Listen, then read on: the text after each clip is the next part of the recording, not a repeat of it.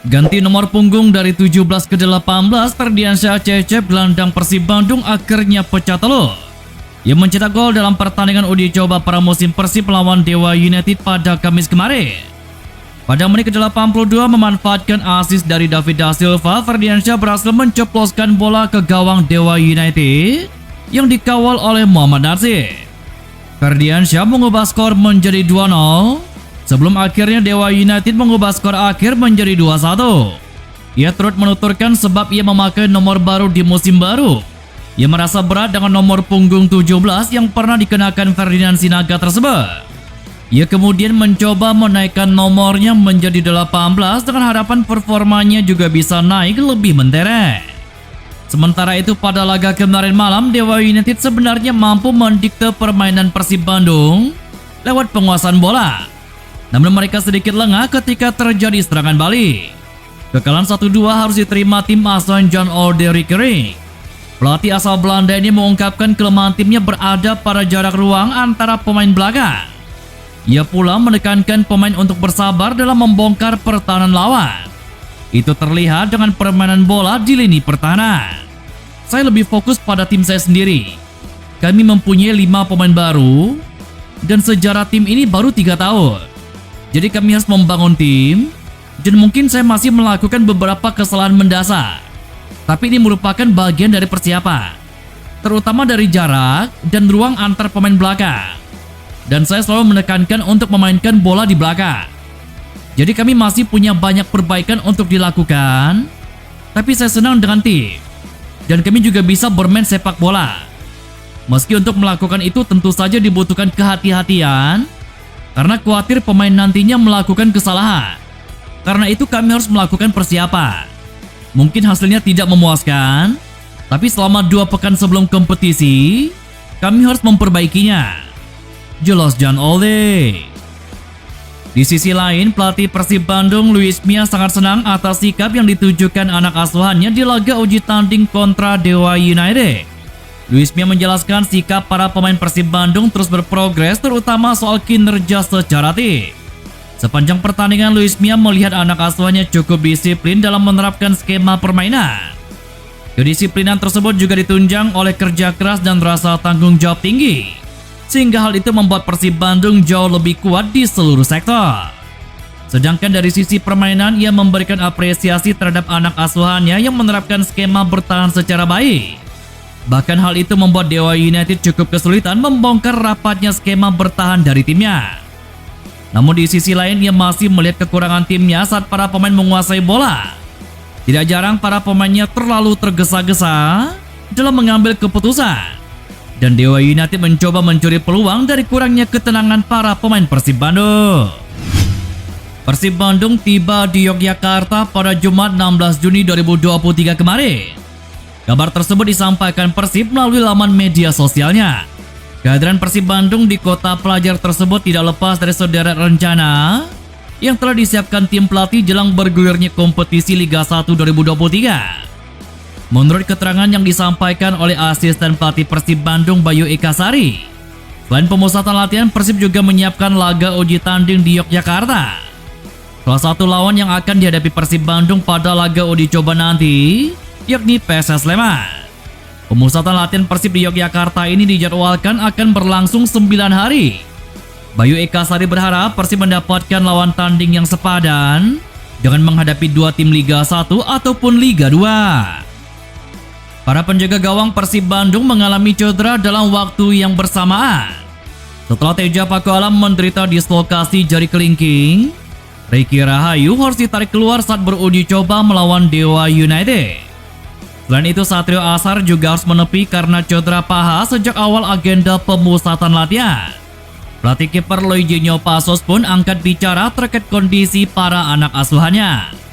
Menurutnya, cedera adalah hal yang sulit dihindarkan dan itu lumrah terjadi bagi para kiper. Karena itu dia membantah jika cederanya penjaga gawang terjadi karena efek dari metode latihannya yang keras. Sejak tiba di Indonesia, Passos dianggap sebagai pelatih kiper yang bertangan dingin. Karena ketika menjadi staf pelatih Borneo FC, metode latihannya melahirkan penjaga gawang top seperti nama Muhammad Ridho, Nadeo Argawinata, dan Gianluca Pandonou. Karena itu dia tidak mau mengubah cara melatihnya meski banyak yang menganggapnya keras. Terkait cedera yang dialami Reiki dan Teja, menurutnya itu lebih baik ditanyakan kepada tim medis klub. Karena tugas dia di tim adalah menjadi pelatih kiper. Bagaimana Pasos menyiapkan kiper untuk tampil maksimal? Seperti pada laga melawan Dewa United diperlihatkan oleh Fitrul Dwi Rustapa. Pria berkepala pelontos itu pun tegas mengatakan metode latihannya tidak keras dan masih dalam batas normal. Itu dibuktikannya dengan mengorbitkan para kiper yang sukses setelah diasuh oleh dirinya. Mengenai Reiki, dan saya akan sedikit bicara soal Teja. Ini adalah kehidupan dari penjaga gawang. Semuanya bisa saja terjadi dalam latihan dan pertandingan. Seperti apa yang dialami Reiki. Ini di luar kendali saya. Mengenai cedera itu di luar kendali saya. Memang cara latihan saya keras dan saya tidak bisa mengubah filosofi itu. Mengenai cedera, saya tak bisa berkata apa-apa. Dan lebih baik ditanyakan kepada dokter, itu lebih baik. Terkadang orang berbicara latihan terlalu keras. Tidak, latihannya tidak keras dan itu normal. Saya datang dari Brazil untuk meningkatkan kemampuan para kiper di sini. Jelas Luizinho Pasos. Skuad Persib Bandung saat ini dihuni 32 pemain dan ini jumlah yang terbilang besar bagi sebuah tim. Luis Mia mengakui bahwa kondisi tersebut membuat persaingan dalam tim menjadi lebih sengit, terutama bagi penggawa lokal karena ada tambahan regulasi kuota pemain asing menjadi 51. Dengan skuad gemuk ini, Luis Mia akan memantau kinerja anak asuhannya selama masa pramusim. Bagaimana penampilan mereka dalam latihan dan juga uji coba? Apakah sesuai dengan harapannya atau tidak? Baru setelah itu Luis Mia mengambil sikap apakah semuanya akan dipertahankan atau ada yang akan dilepas. Sejauh ini dia cukup senang dengan apa yang ditunjukkan oleh pemain selama 10 hari pramusim. Karena pemain bukan hanya tampil dengan baik tetapi juga mengutamakan permainan kolektif. Sejak laga uji coba menghadapi Dewa United dan 3 laga berikutnya di Yogyakarta, ini akan jadi ujian bagi pemain untuk merebut perhatian pelatih. Kalian semua tahu, dengan adanya regulasi baru, yang mana diperbolehkan menambah 2 pemain asing, maka ini menjadi situasi yang kurang baik bagi pemain lokal. Rencana saya adalah terus bekerja bersama dengan pemain dan melakukan analisa terhadap mereka. Baru setelah itu saya mengambil keputusan. Saya akan melihat siapa pemain yang memiliki performa lebih baik. Bagaimana sikap dari masing-masing pemain. Karena bagi saya ini menyulitkan. Pemain kini menunjukkan performanya yang bagus. Mereka bekerja dengan sangat bagus dan sikap yang bagus juga. Mereka memikirkan kolektivitas. Saya paham di momen ini akan menjadi kesempatan menganalisa dan ujian bagi para pemain. Mereka harus berjuang mendapatkan satu posisi. Karena yang main hanya 11. Bukan 32. Dan ini yang sangat sulit. Jelas Luis Mia. Meski belum bergabung dengan skuad Persib Bandung, Tyrone Delpino mengaku tetap melakukan latihan mandiri di kampung halamannya.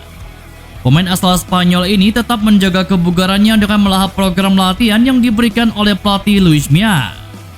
Tyrone Delpino menjelaskan Luis Mia memberikan pekerjaan rumah kepadanya berupa program latihan yang meliputi kekuatan dan koordinasi gerak tubuh. Tyrone Delpino sendiri saat ini mengaku masih berada di Spanyol, namun dia memastikan kondisi kebugarannya tetap terjaga. Programnya bermacam-macam, banyak hal yang saya lakukan, mulai dari latihan untuk meningkatkan kekuatan dengan berlatih di gym, sampai koordinasi memakai bola di lapangan. Saya masih berada di Spanyol untuk saat ini. Selama berada di sini, setiap hari saya berlatih individual.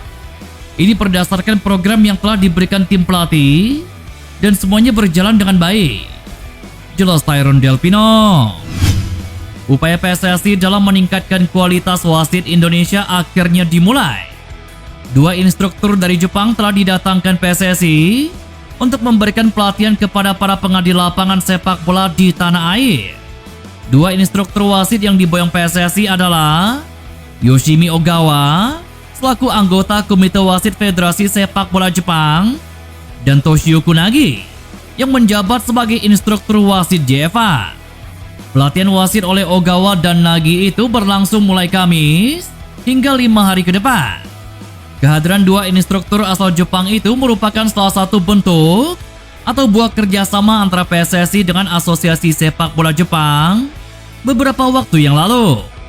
Memperbaiki wasit ini jadi salah satu program PSSI untuk meningkatkan kualitas kompetisi. Mereka diharapkan bisa lebih baik dalam memimpin pertandingan Liga 1 2023. Selain perbaikan wasit, PSSI juga memastikan bahwa teknologi VAR bakal digunakan musim depan, tepatnya pada putaran kedua di bulan Februari 2024.